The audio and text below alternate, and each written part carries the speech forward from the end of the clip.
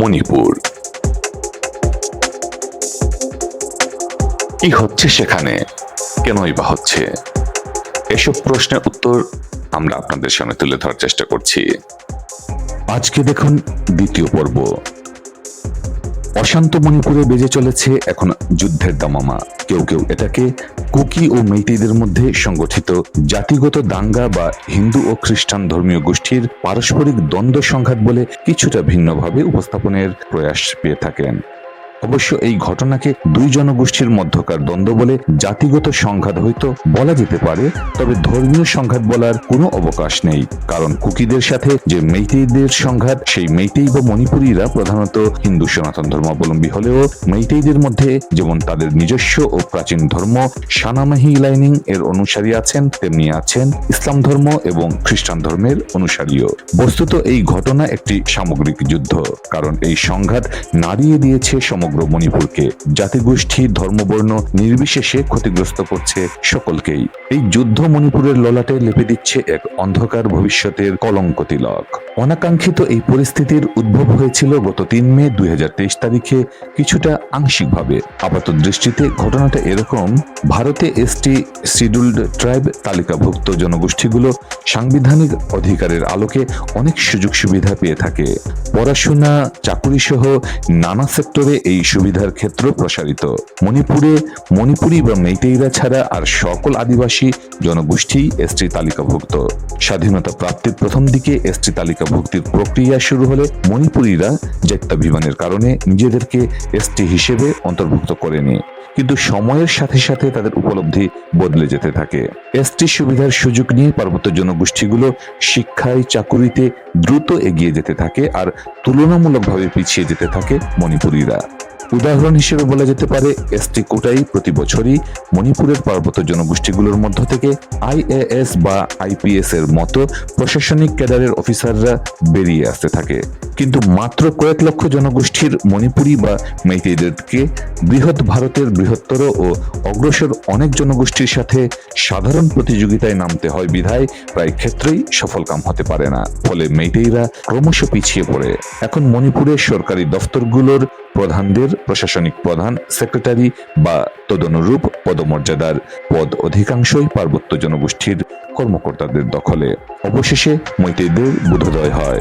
তারা নিজেদেরকে এসটি তালিকাভুক্ত করার জন্য কেন্দ্রীয় সরকারের কাছে আবেদন জানায়, আন্দোলন সংগ্রাম করে।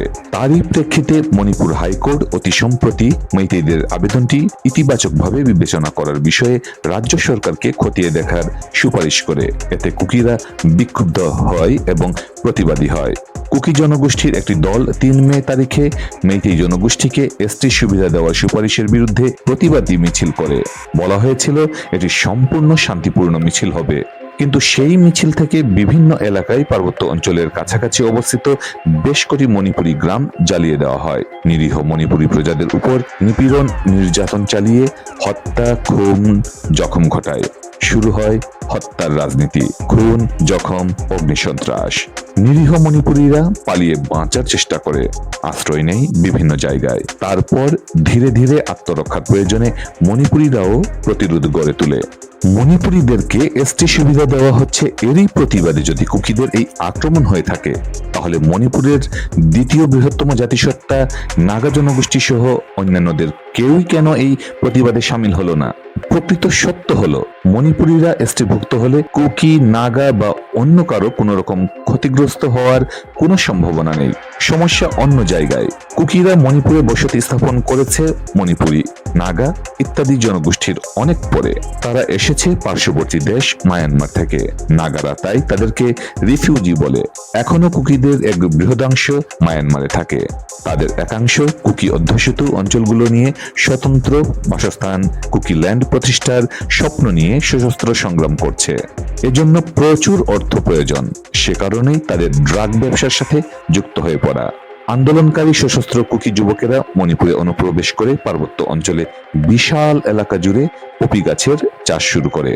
কিন্তু ড্রাগের বিরুদ্ধে যুদ্ধ ঘোষণা করা মণিপুর সরকার যখন সমস্ত পপি গাছ ধ্বংস করে ফেলে, তখন বিক্ষুব্ধ হয়ে ওঠে সশস্ত্র কুকি যুবকেরা।